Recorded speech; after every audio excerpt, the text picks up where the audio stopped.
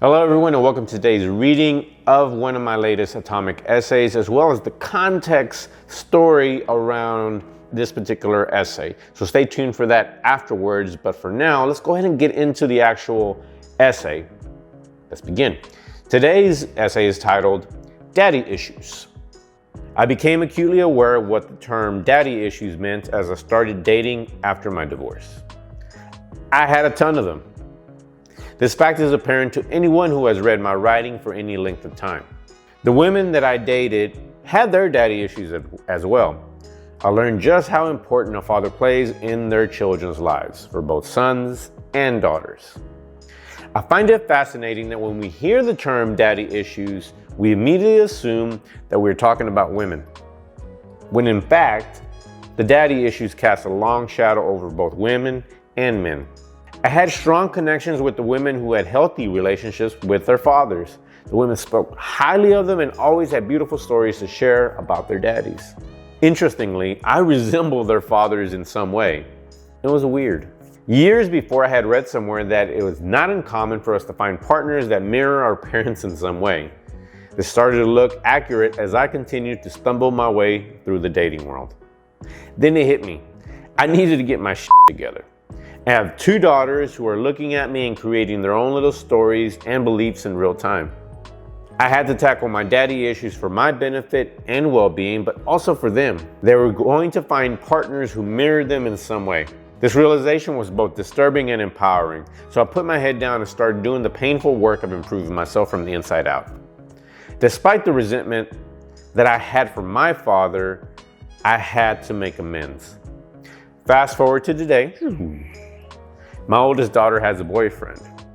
Not a week goes by that my big girl doesn't say, "That's what he says too," or "OMG, X does the same thing all the time." Disturbing, I tell you. That's the reading for this one. This one was a very interesting one because I've been divorced for almost 15 years and I've had a couple long-term relationships and I've learned some things, not only in the long-term relationships, but as well as the dating that led to those individual relationships.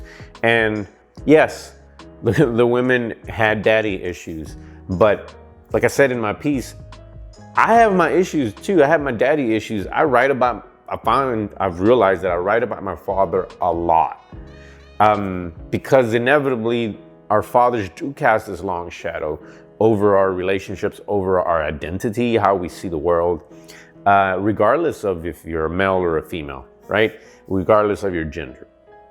It is just a reality.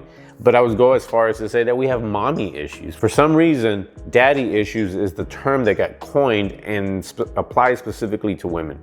And I find that to be unfortunate and just, it's a little insulting because moms leave us with issues too. Come on, let's be realistic. Plenty of men and women, plenty of sons and daughters can speak to that.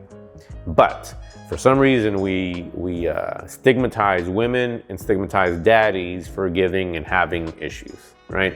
We all have our issues. We all have to be careful about that. And for me as a father, and for fathers out there, you have to start taking care of your shit. You do, because if you truly love them as you say you do, as we say we do, parents as fathers, we have to take ownership for the trauma that we have. We have to start stepping up and say, hey, the crap that I was given, unbeknownst to our fathers and our mothers, we have to deal with it because our children deserve a better version of that. It doesn't have to be the same way. We have to stop that crap and that cycle. And I find myself, like at the end of the day, everything comes down to just taking care of your shit. If you want to be a better father, take care of your shit.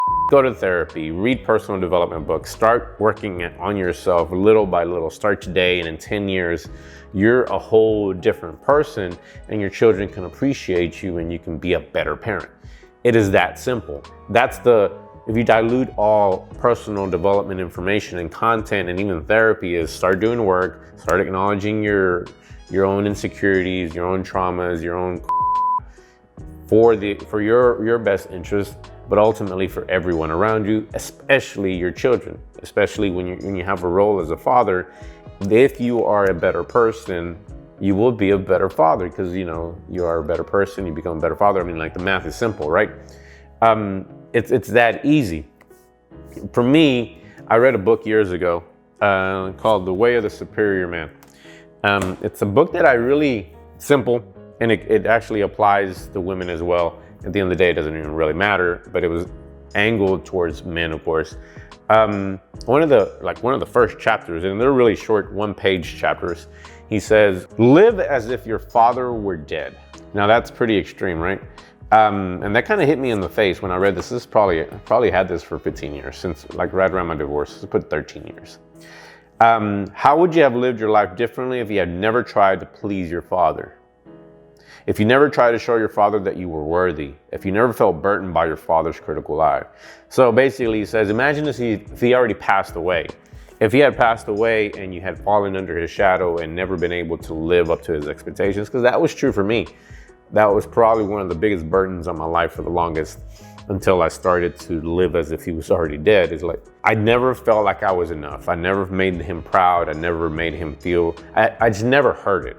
Now, we're older, I recognize that he just didn't know how to communicate that, but I felt like, now I know that he was actually been proud of me, but just didn't know how to say it. But if we imagine as if our fathers have already passed away, or maybe they are, maybe they are actually passed away. But if you imagine as if they've already passed away, then you're no longer living in their shadows, maybe. Also know men and women who have parents who have actually passed away, but even from their grave, they're still trying to live up to these expectations and wondering if they were enough. We have to let go of that. Like, we have to start living for ourselves and not for them.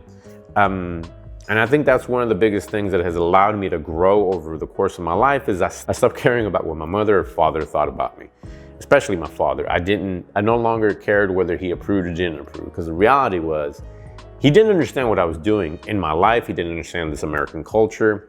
My father's a Mexican immigrant. I'm a Mexican myself, but he comes from a different world, a different time. So trying to explain to him or have him understand what it is I'm trying to accomplish in my life, it would have been, it's foolish.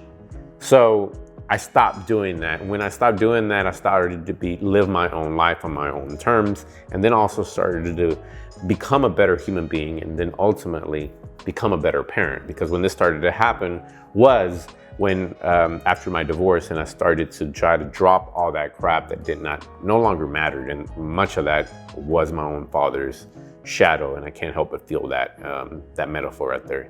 Him just overshadowing my life and what he thought and if he was proud of me. Once I removed that as an actual metric that I was measuring up to, then life got a little easier almost immediately. So I have my daddy issues, right? To get back to the point of this piece, I have my daddy issues, and everyone does. We need to stop stigmatizing women and recognize that we have them, we all have them, and we need to do better, all right? That was the context behind the video. And it had two elements to it. One was obviously acknowledging that men and women have them, and also acknowledging that we all need to start working on ourselves, for ourselves, to take care of those daddy issues and, well, mommy issues as well.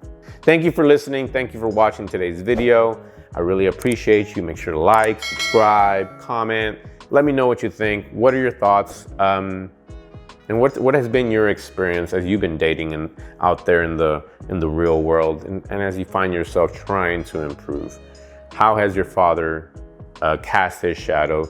And maybe you were lucky, because I know some people that had fantastic fathers, much like I spoke about earlier. What was your father like? I would love to hear your story. Thank you. Have a fantastic day, and until next time, bye-bye.